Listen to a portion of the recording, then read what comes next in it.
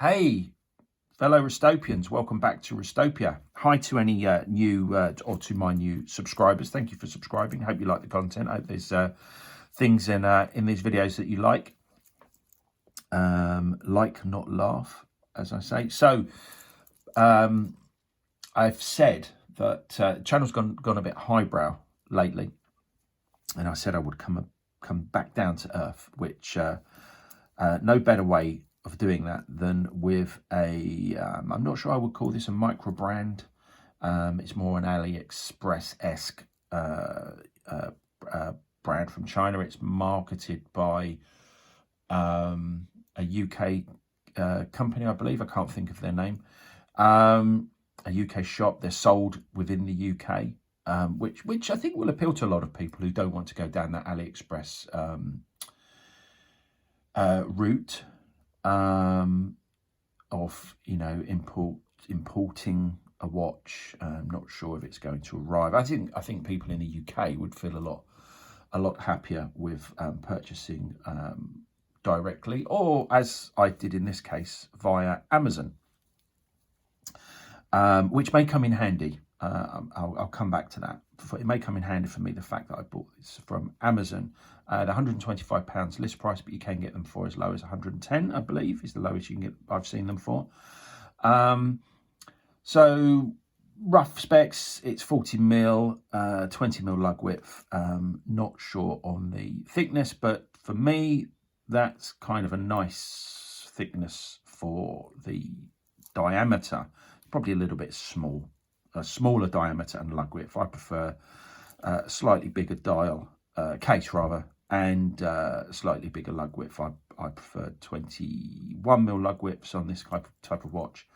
Maybe even 22 on certain pieces, but I think 21 is a sweet spot for me with a braceleted dressy type watch, and maybe a slightly larger case. But it does depend on the design with the case.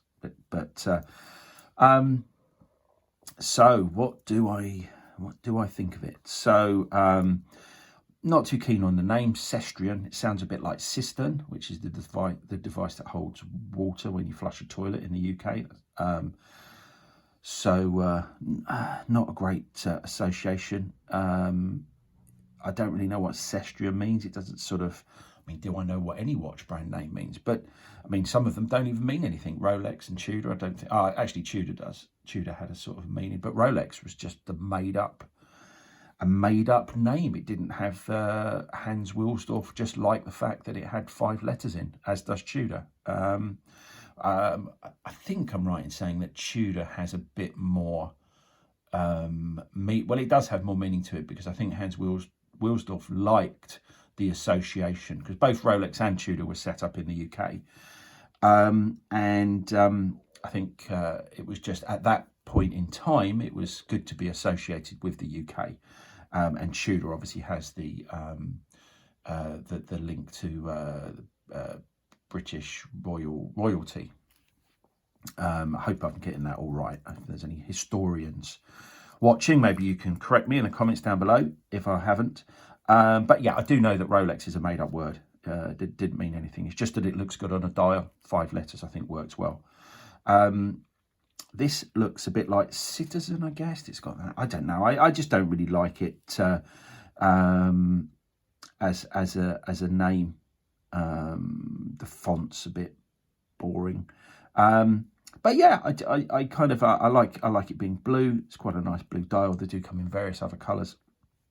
I quite like the blue. I like blue and orange. You can't see it because the hands are in the way, but that actually says Master Series, which is a bit naff because there wasn't a non-Master Series. So the loom is interesting. So the sort of green rectangular section of the markers is a green loom, and on the inside, I don't know if you can see, but each rectangular marker has a dot, a pip, and that is actually blue loom. So it does look, I'm not advanced enough to do some loom shots yet. I mean, the whole, all of the videos up to date were really just a bit of a test. I haven't tried any editing. It's just camera down, monologue, chat, one shot chat, which is a bit confusing sometimes when I've had more than one take, because then you forget which bits you've said and which bits you haven't. But I hope people enjoying the channel, and I do hope to improve it with various things in this year. So where were we? So the loom's pretty interesting. I didn't realise that it has on a Pagani design. They have blue protective film around the on the inside of the crown around the logo. This is actually, it is black. It just always stays black, and it's domed, which I don't really like. It looks a bit jewel. Looks like black onyx. Black onyx. It's all onyx black, but it looks like jet. That's what I'm looking for. Whitby jet. It looks like a gemstone. I wouldn't mind if it was flat so much. Obviously, it would have been nice. Well, I'd rather it was silver. So not too keen on that. Not too keen on the. I've been pretty negative so far, aren't I? It will get better, and then and then just go downhill at the end. I'll pre-warn you. Yeah, not too keen on that. But I do like the colour. The red and blue go well together. For me personally, I like the loom. It's a bit different having the greeny loom and with the blue pit. Loom isn't. You see, loom gets mentioned a lot. I don't think I ever use loom. It matters little, or it matters nothing to me what loom a watch has. So I just don't use it. I don't ever find myself in a situation where I think I need to look at my watch in the dark. And to a degree, I mean, these markers, it's interesting for me that these are green against the blue, but they would look better if they were just silver, a bit like a Grand Seiko. Grand Seikos don't really have loom, so at least I can't think of one that does, but I know that a lot of them don't. The one that I've had on the channel, pretty sure neither of those had loom. I think they just would look better if they were silver. I kind of now I've got it. I'm thinking they would look better if they were white, but it is what it is. So what's the good part? Where's NH35? So you've got a Seiko NH35 in the back there, which is going to be a nice, reliable movement, and 100 meters of water resistant C, so it's splash proof, yeah, it's a nice looking watch, for the money.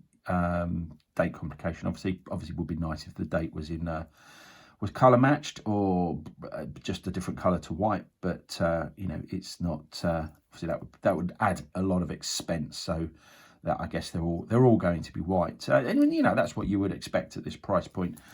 Sapphire crystal, I believe. So yeah, it's a good sapphire crystal NH35. It's a good solid piece of kit, nice looking, not too offensive. I've overlooked mentioning things like polished center links, which aren't everybody's cup of tea. I think I said in other videos that doesn't really bother me too much at this sort of price point. I mean, I guess it doesn't bother me at any price point, because I think my holy grail watch would be a GMT2 Batman on an Oyster bracelet, and they're polished center links, and I kind of just think it is. There are other things about that watch that I don't like. I don't like Cyclopses, and the lug width is it's got big shoulders. It could really. So there's a few things, but I still think it's a gorgeous looking watch. So yeah, things like center links. I mean, it is what it is. Is how I feel. It's not. I don't think you can expect to. It'd be nicer if they were brushed, certainly. But it is what it is. But the big problem with this watch is the fitment on my wrist. Obviously, it will fit some people.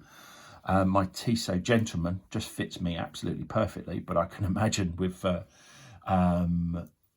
does have half links actually, but I can imagine with a butterfly clasp, it possibly won't. And the other thing with butterfly clasp is you kind of want it to be central. So it is for me. It fits me perfectly, and the clasp is completely central. I just had to take 2 full links out, 1 out each side, and it fitted perfectly. So this will fit a lot of people, I guess, obviously. But it's such a shame it doesn't have more micro adjust positions. It only has 2. And for me, take off my Seiko Monster Paddy. That's it. It's a Paddy diver. It's not. It doesn't have a nick. I don't call it Paddy. It's not its nickname. But for me, this is 2 links out. It's actually not as bad as. It's not as bad. It's 2 links out with the micro adjust fully in the in position. It's got an in and an out basically. It's not as bad as I felt when I first, maybe my wrist has warmed up. As when I first had it, I took 2 links out. That was the first thing I did, and I thought, oh, that's a bit loose. It doesn't sort of come down enough. Well, it does a bit. It comes down. It's too loose.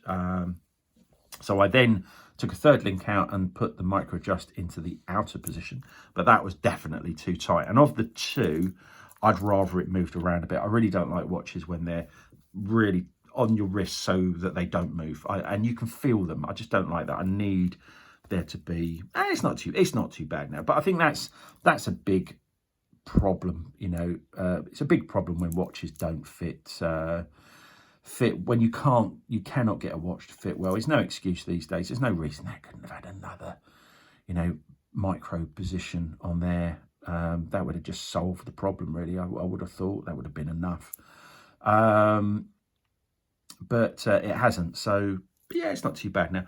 I mean, watches are like jeans. I think, you can get 10 pairs all in the same size, but one pair is just going to fit better than the others. I guess it's a bit like the watch fit, because after sizing this up and feeling that it was too loose/tight, when I then put the Seiko Monster back on, I actually felt this was a bit tighter than I'd like it as well. But I do have some movement on that micro adjust, so I could take that out. But yeah, they're maybe I'm being too fussy about the positioning. I think now that you have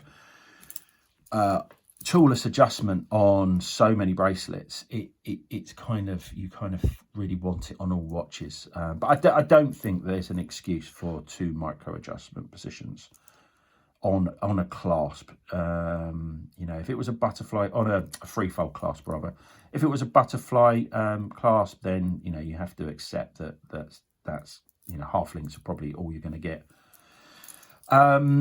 Yeah, so that's more or less my opinions on it. Oh, I did say I'd come back to buying it on Amazon.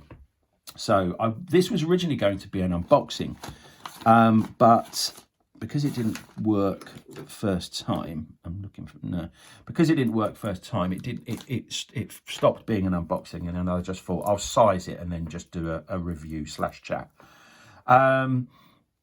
And one of the things when you buy this, it comes with a sticker, big sticker, and it says you can return this within 30 days, but only if you don't take any of the packaging off and don't remove this sticker and don't do anything to it. Just look at it. If you don't like it, put it back in the box and send it back. Which, is kind of, I can kind of appreciate that. If you're not keeping it, then it goes back in the box and someone else is going to get it and you haven't fiddled around with it. So, I can appreciate that.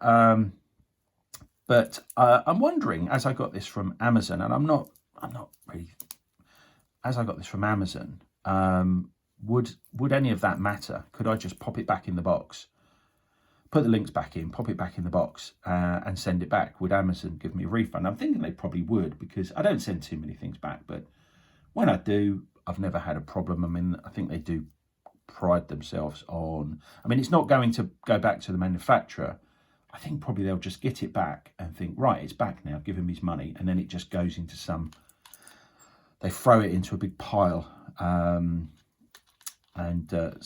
maybe it goes, maybe someone else gets it. I wouldn't really want to, I certainly would not want to watch that someone else has fiddled about with even if you know, even at this price point. So yeah, I don't think I'm going to do that, but it was an interesting.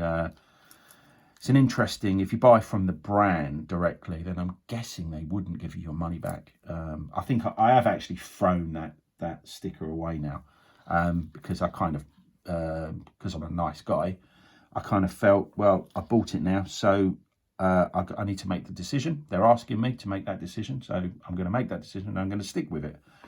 Yeah, it's probably staying, or you know, sell it on eBay. Be honest. Honesty is the best policy.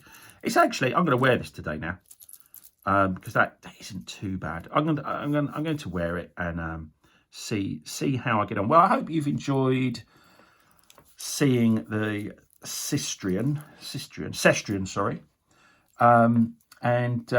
yeah, bear that in mind. If yeah, it's a nice watch. If you're looking to spend about £100 mark on a dressy watch, I think if you're happy that you'll get a nice fit from it,